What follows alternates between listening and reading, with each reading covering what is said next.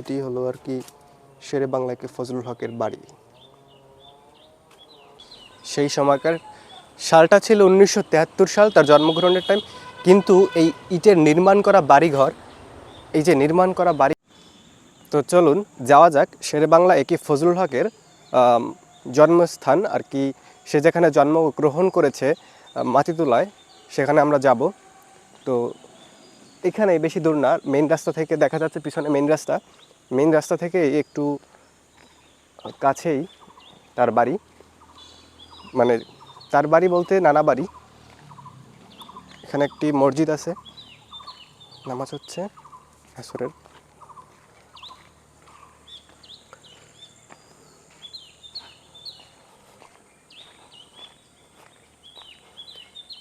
ওই যে দেখতে পাচ্ছেন, ওইটি হলো তার জন্মস্থান বাড়ি, মানে নানা বাড়ি।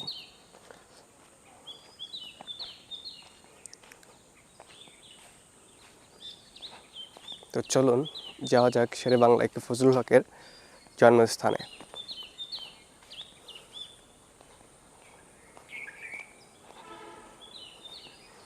দেখুন গাইস, বাড়িটা কি নিশ্চুপ, মানে চুপচাপ, কোনো শব্দ নাই, সাড়া নাই, একদম চুপচাপ পুরো বাড়িটি দেখুন।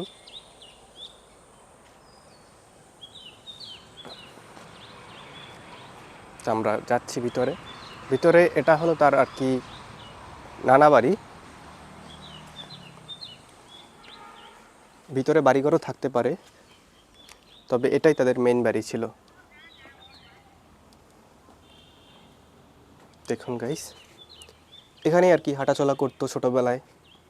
তার দাদা বাড়ি কোথায় সেটা আমি জানি না, কিন্তু এটা ছিল তার নানা বাড়ি। এটা ছিল তার নানা বাড়ি। দেখুন, এক সময় সব ঘর থেকে মানুষ হাঁটাচলা করতো, মানে এদিকে সচরাচর আমরা যেরকম আসি এরকম মানুষ আসতেই পারতো না। এটা ছিল তার সিঁড়ি। সেই সময়কার সালটা ছিল 1973 সাল, তার জন্মগ্রহণের টাইম। কিন্তু এই ইটের নির্মাণ করা বাড়িঘর, এই যে নির্মাণ করা বাড়িঘর, এই বাড়িঘর ছিল তারও আগের, বহু আগের। সাপ টাপ থাকতে পারে, তাই আমি যাচ্ছি না ভিতরে। বহু আগের 1900 সালের দিকে, 1800 সালের দিকের বাড়ি। 1800 সালের দিকে বাড়ি। ভিতরে যাব না এই কারণেই, সাপ টাপ থাকতে পারে, তারপরেও যাচ্ছি আপনাদের দেখানোর উদ্দেশ্যে।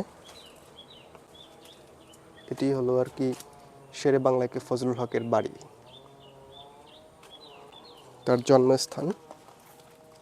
এটি এখন ভুতুরে বাড়ির নামে হয়ে গেছে। এই সব জায়গায় আর কি খাট ছিল, মানে এটা ছিল আপনার কীরম বলবো, বেডরুম ছিল, বেডরুম হয়তো ছিল এগুলা। আর এটাও ছিল বেডরুম হয়তো, আমি সাপ দেখতে পাচ্ছি না। এটাও ছিল বেডরুম, এই যে। তা আর এটা ছিল বারান্দা, যেখান থেকে ঢুকলাম এটা ছিল বারান্দা। বাড়িটুকু এটুকুই বাড়ি। দেন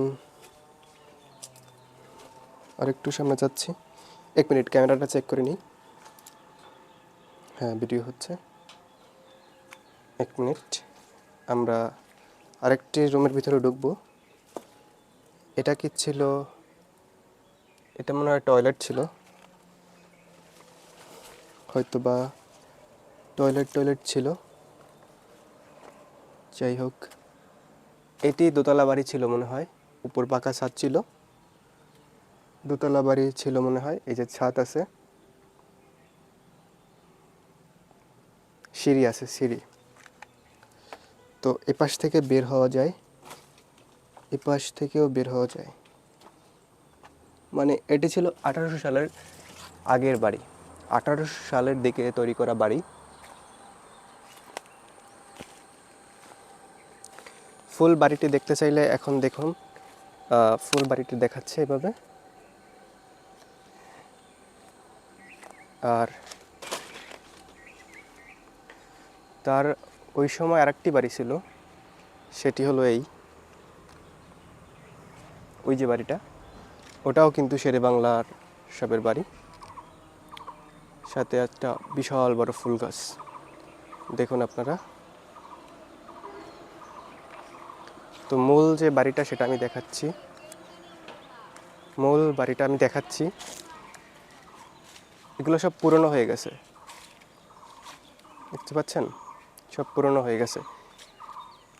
এই একটা বাড়ি, এটা আমার 1900 সালের দিকের বাড়ি, এটা 1900 সালের দিকে বাড়ি, এটাও পুরনো হয়ে গেছে।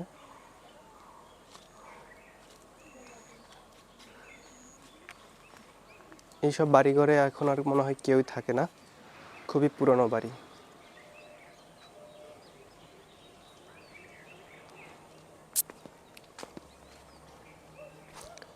দেন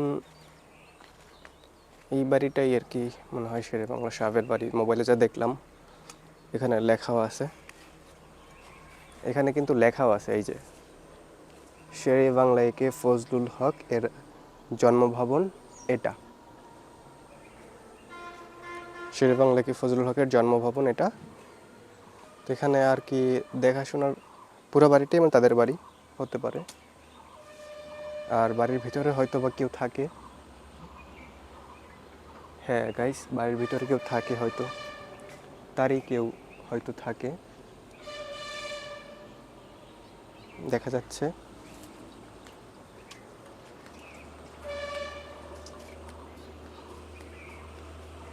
মানে সে আমলের বড় লোক ছিল তারা।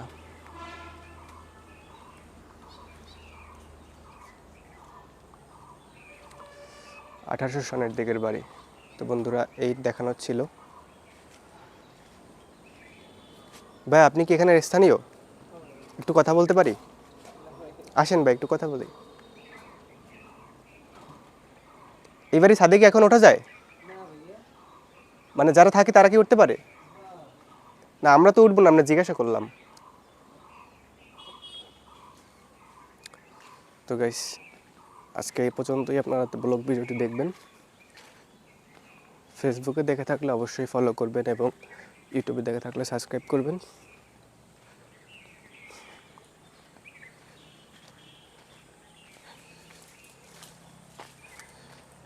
আন্টি আপনাকে তুলছি না, আপনি একটু কথা বলবেন।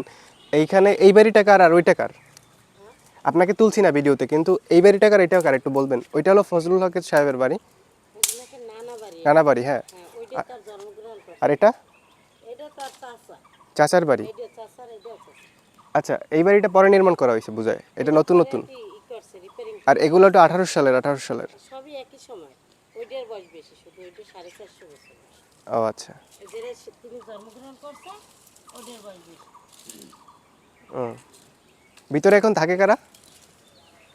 আছে তার আত্মীয়-স্বজন, তার আত্মীয় স্বজন, অনেক দূরের লতাপাতার, হ্যাঁ। লতাপাতার আত্মীয় স্বজন। সরি গাইস, প্রথমে ভুল করছিলাম, এটা চাচার বাড়ি। তার চাচার নাম কি? জানি আমি সঠিক নামটা জানি না। ও ওনার নাম ছিল আমির হোসেন মিয়া। ও, ওইটা বলতে পারি। এটা 1800 সনের বাড়ি, এটা তার চাচার বাড়ি। আর ওই যে দেখতে পাচ্ছেন ওটা আসলে তার নানার বাড়ি। তো নানার বাড়ি। এটা নানা বাড়ি, কিন্তু জন্মগ্রহণ করছে ওই বিল্ডিং এ। ও ওটা নানা বাড়ি। আচ্ছা।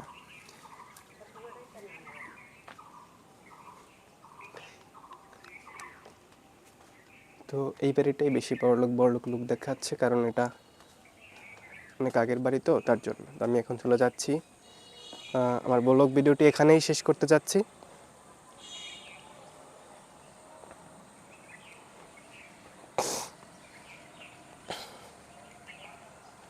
কেমন হয়েছে আপনারা কমেন্ট করে অবশ্যই জানাবেন। শেরে বাংলায় কি ফজলুল হকের বাড়িঘর জন্মভিটা দেখাই আসলাম আপনাদের। আর সে যে পুকুরে গোসল করতেন, সেই পুকুরের পাশেই একটি মসজিদ। এই যে এটি একটি মসজিদ। আর এই পুকুরে ছোটোবেলা হয়তো গোসল টোসল করতেন। সে খুব পুরনো নেতা, 1800-1900 সনের নেতা। তাকে আমাদের মতো জেনজেটরা আসলে চিনবে না।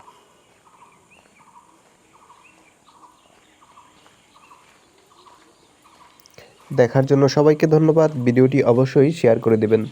ভালো থাকবেন, সুস্থ থাকবেন।